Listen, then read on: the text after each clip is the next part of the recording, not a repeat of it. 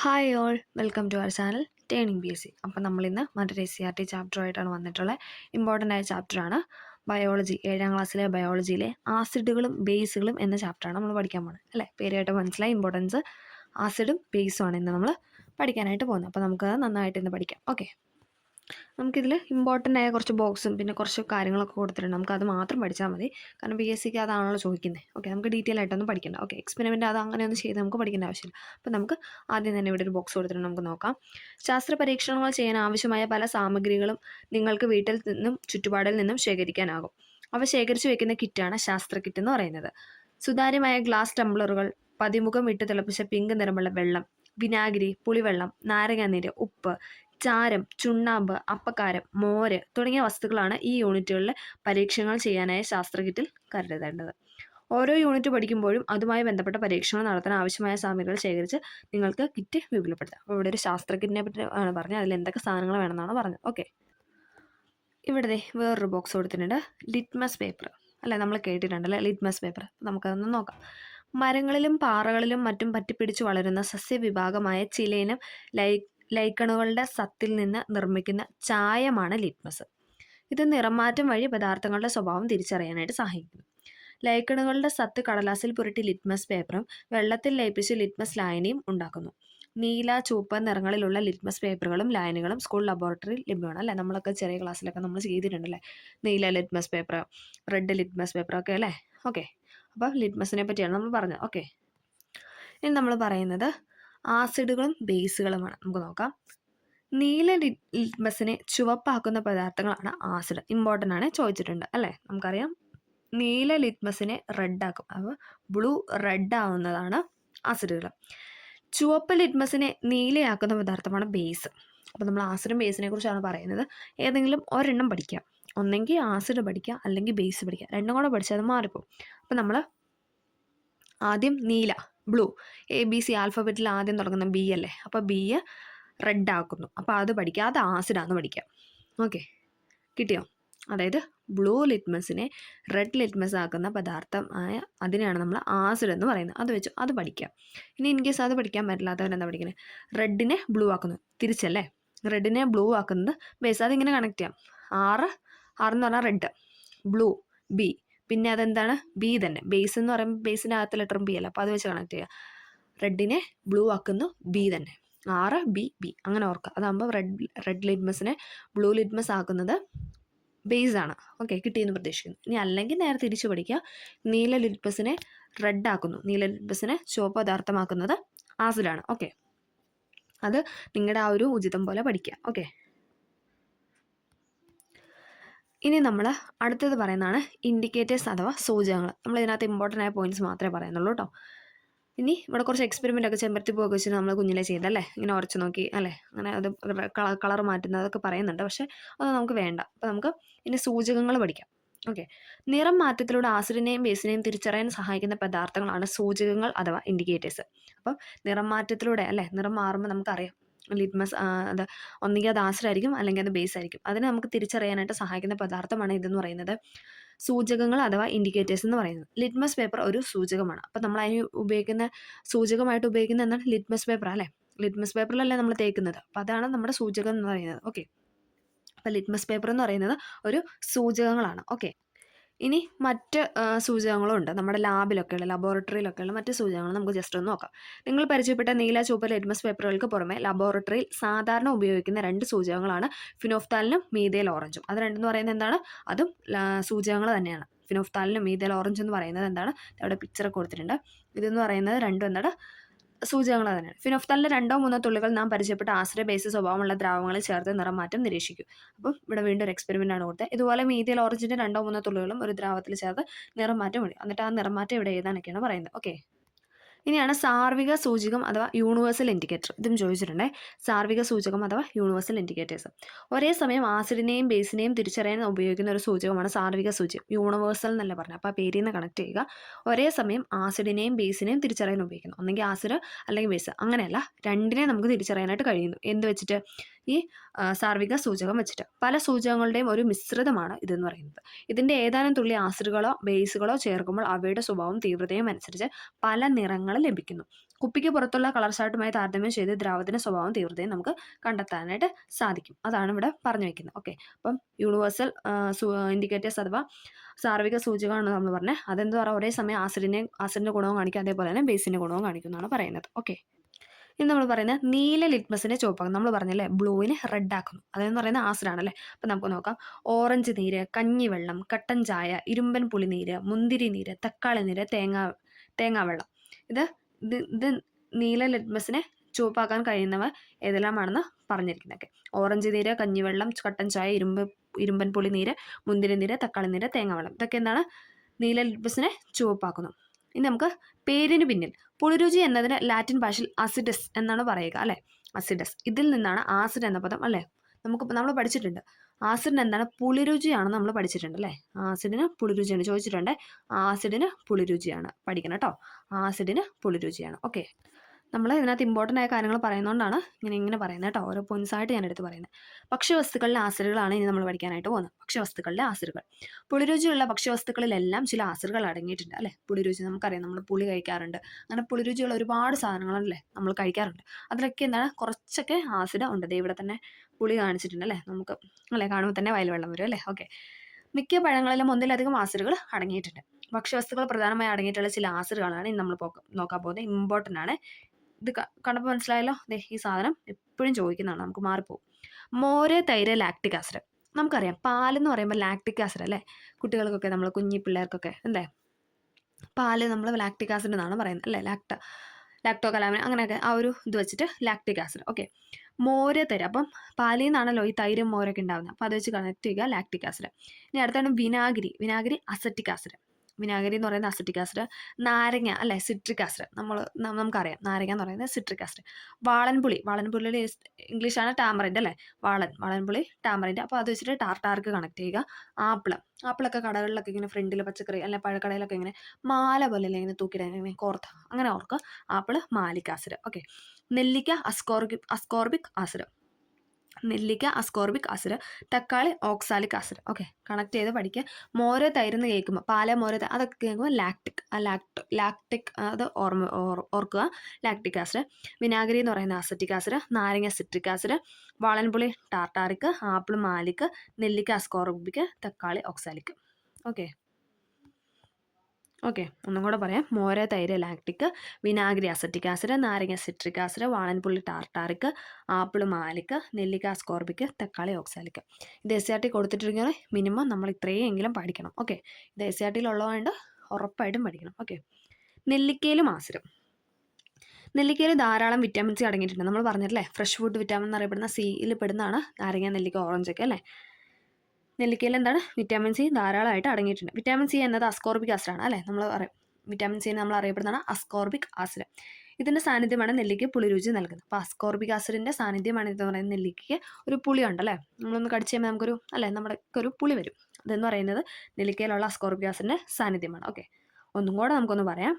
മോര്, തൈരിനകത്ത് lactic acid, വിനാഗിരിക്കകത്ത് അസറ്റിക് ആസിഡ്, നാരങ്ങ സിട്രിക് ആസിഡ്, വാളൻപുളി ടാർട്ടാറിക്, ആപ്പിൾ മാലിക്, നെല്ലിക്ക അസ്കോർബിക്, തക്കാളി ഓക്സാലിക്. ഓക്കെ, ഇത് അങ്ങോട്ടും ഇങ്ങോട്ടും ഒന്ന് മറച്ചു പിടിച്ച് നമ്മൾ പറയാൻ പറ്റുന്നുണ്ടോ എന്ന് നോക്കുക. ഓക്കെ, ഇൻസൈറ്റിലുള്ളതായതുകൊണ്ട് അത് ഇമ്പോർട്ടൻ്റ് ആണ്.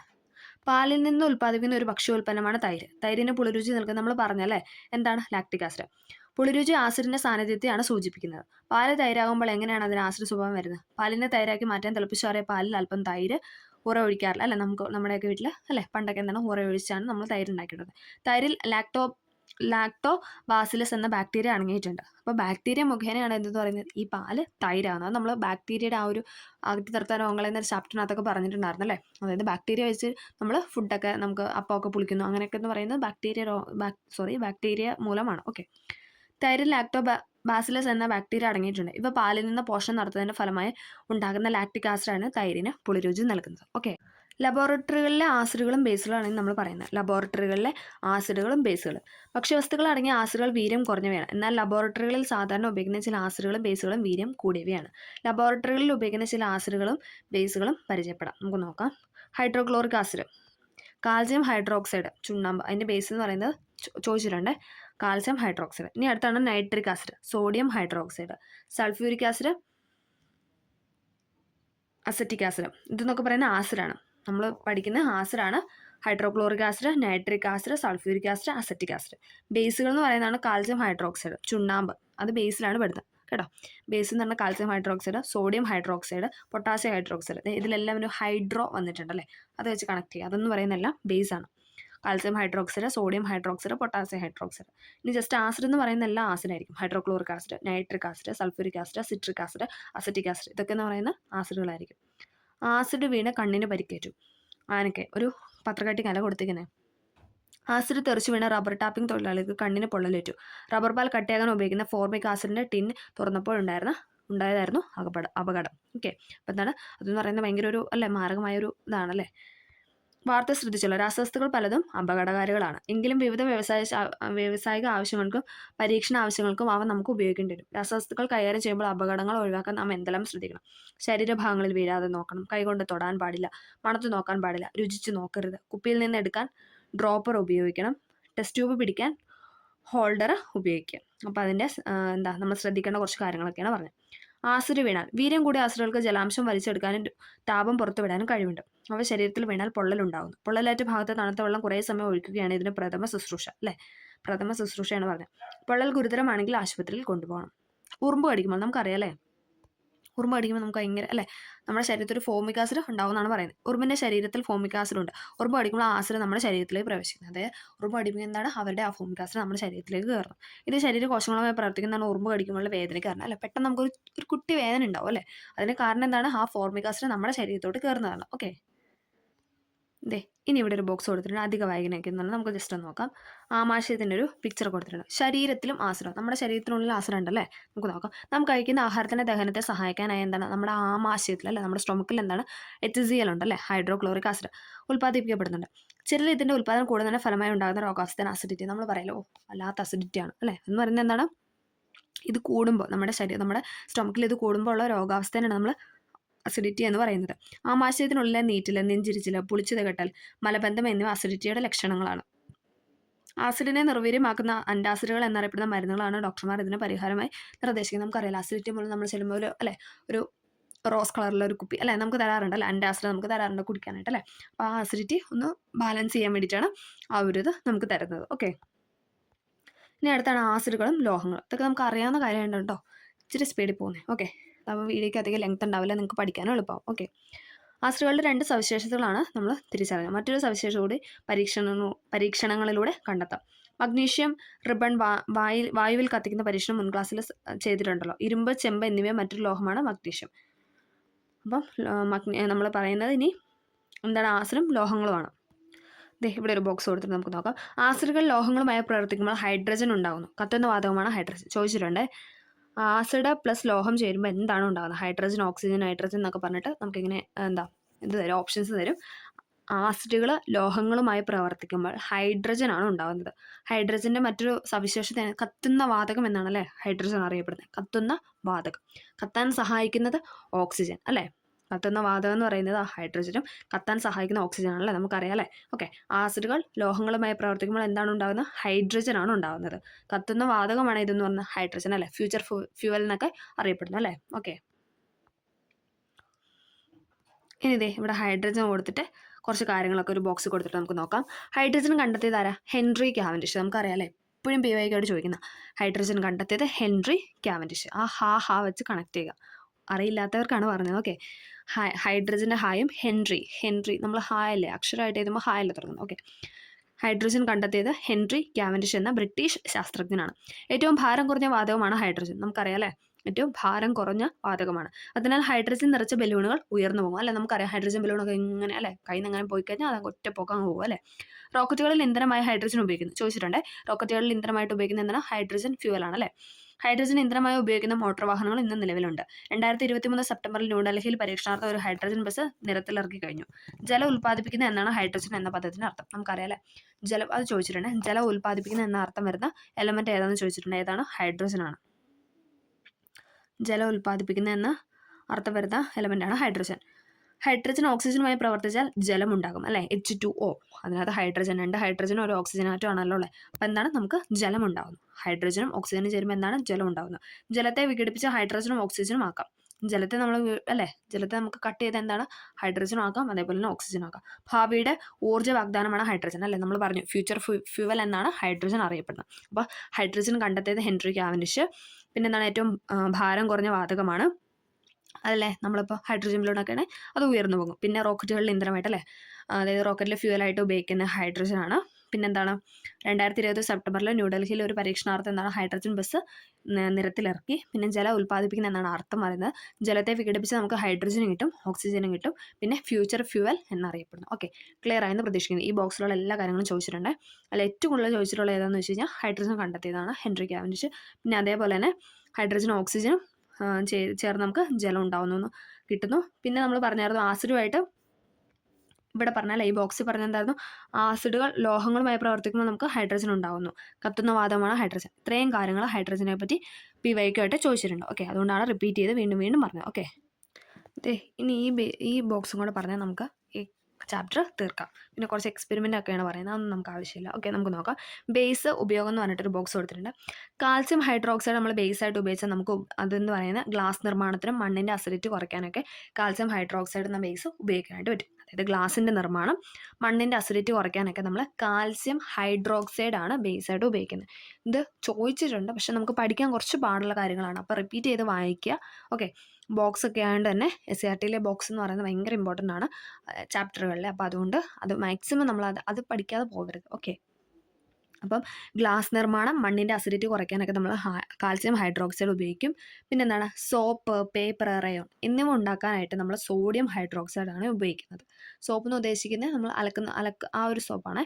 ഓക്കെ, സോപ്പ്, പേപ്പർ, റയോൺ എന്നിവ ഉണ്ടാക്കാനൊക്കെ സോഡിയം ഹൈഡ്രോക്സൈഡ് ആണ്. പിന്നെ സോഫ്റ്റ് സോപ്പ് അല്ലേ, നമ്മൾ ബാത്തിങ് സോപ്പ് എന്നൊക്കെ പറയുന്നത്, സോഫ്റ്റ് സോപ്പ് ഉണ്ടാക്കാൻ വേണ്ടിയിട്ട് പൊട്ടാസ്യം ഹൈഡ്രോക്സൈഡ്. ഓക്കെ, അതൊന്ന് കണക്ട് ചെയ്യുക.